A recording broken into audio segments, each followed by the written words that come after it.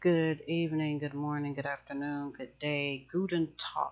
Talk means day, but talk, T-A-C-H, also is the beginning of tachometer, as in the heart. Tachometer, as you may hear it called, to measure the heart. But I wanted to touch real briefly on the words black and white. And I know white to be a primer. Uh, so I decided to go look up what primer means. And well, I was very surprised. Again, I study etymology and it still has not stopped amazing me. So let me just show you the screen real quick here. The primer. A primer is from the Middle English word primer, premier, from medieval Latin primarius and primarium. It means prayer book, possibly via Anglo-Norman primer, prayer book, from prima or prima, prime, the liturgical hour and office. Arius and arium forming related objects. And that's exactly what I did on the last video. I was forming together related objects. I used the seven chakra system to compare it to the seven continents. We have a broad enough global awareness of the seven major continents, as we call them, as land masses, to related to the glands or the masses that are in our physical body. And so there seems to be a problem with the race, and we're calling people of certain skin tones black and white, and it is not a clear way to define a person, and definitely not by character, content, value systems, core values, integrity, and otherwise. White is a color that has been, I'm talking more in paint. White is a color that, or a substance that can be used to cover any other color if the primer is of good quality. So again, primer here is a prayer book. We are a prayer. We are a book. We are a letter. We are a character. And we are read by others, other men, other women, other souls, other entities. So the word primer or prime, I could be a primer. Love covers a multitude of faults. So love is a primer.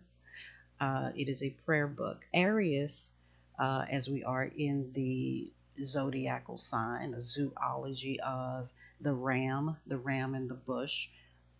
This is Easter weekend, Resurrection weekend, Esther, the egg. We are all those things. And so the primer, if you are coloring something and you wish to start over, you would use white. And again, that white is a primer so that you can go back and use any other color.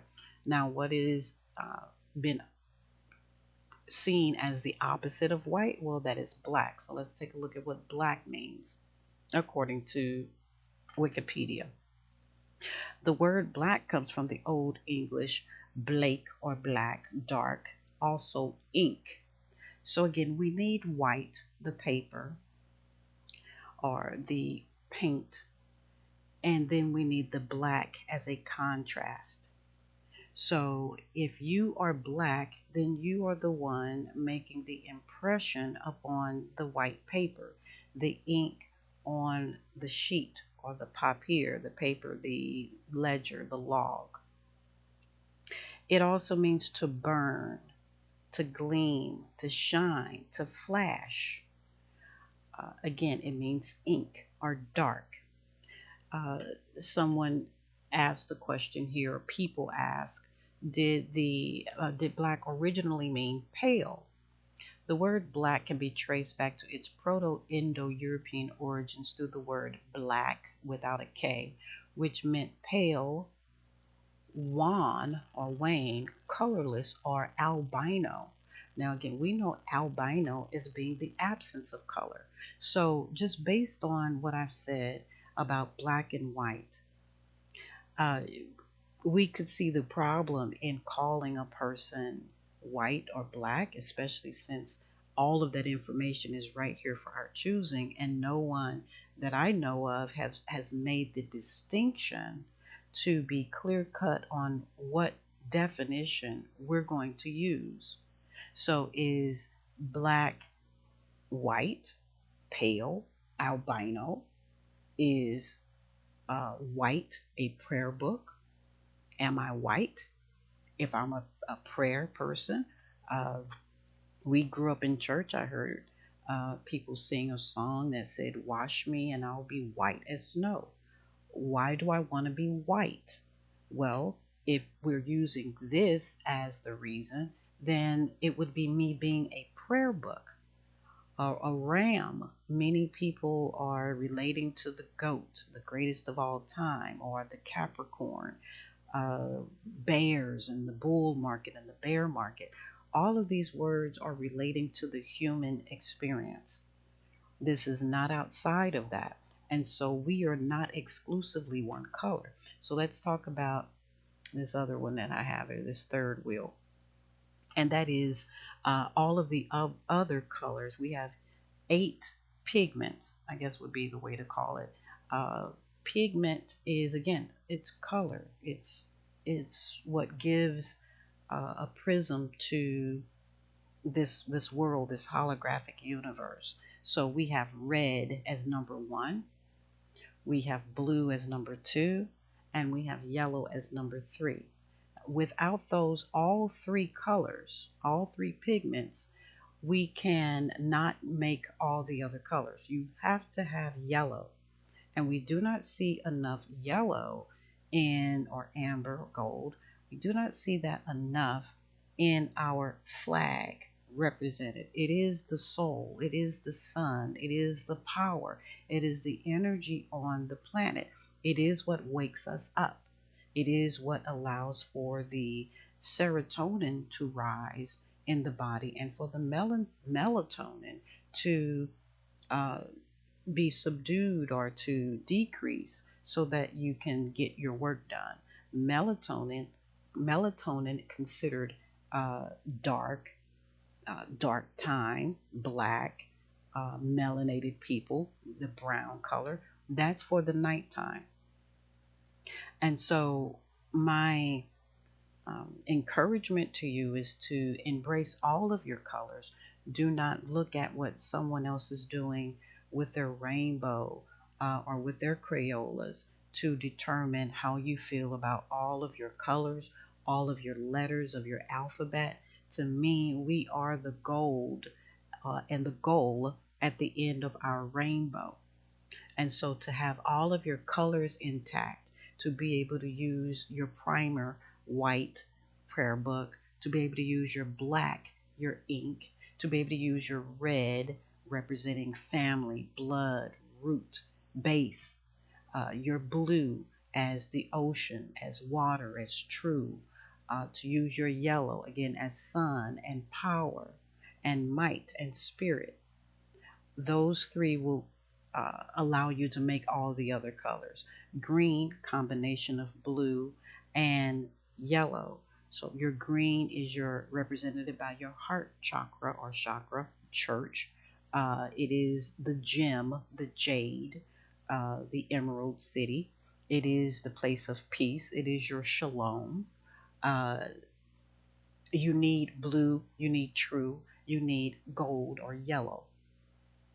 To make orange, to create a seat for yourself, your sacral chakra, you need a soul to do that. You need a yellow and you need the red.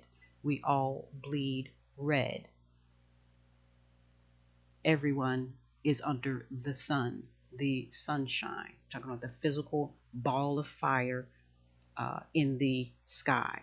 And so when the sun shines on us with heat, if it shines too long on a particular plant or substance that is subjected to it, then it will turn black. And so you've heard the term or the phrase that once you go black, you'll never go back. Well, that's not necessarily true, because you can prayer book it, you can prime it with white. Okay, so that's what the white out and the blot out my transgressions is about.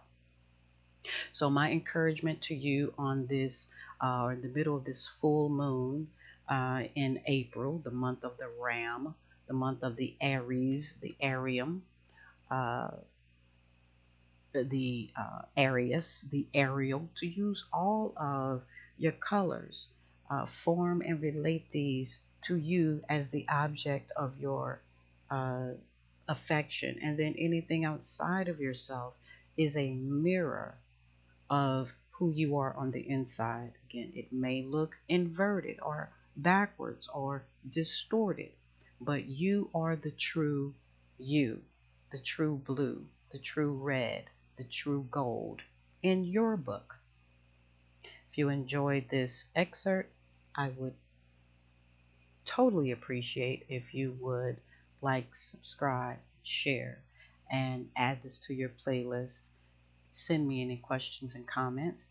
I'm doing my best at every video to make information as clear and concise as possible. These are the 1, 2, 3s and the ABCs of life, not just one individual. Everyone needs their red. Everyone needs their blue. It doesn't matter if you are Republican, Democrat, or Independent. Thank you for that. What matters is that you understand or comprehend that you are here to express yourself using your colors, your numbers, your alphanumeric, or your binary, or your non-binary. It is all here at your disposal to use and to freely enjoy, knowing that there are always actions and reactions to everything that we do. Our existence is powerful. If you take up a space, you are counted in the world, in the kingdom. And so create or establish your kingdom, your presence in the earth using these simple tools of white, which is your prayer book, black, which is the ink for that said prayer book, and all the colors in between.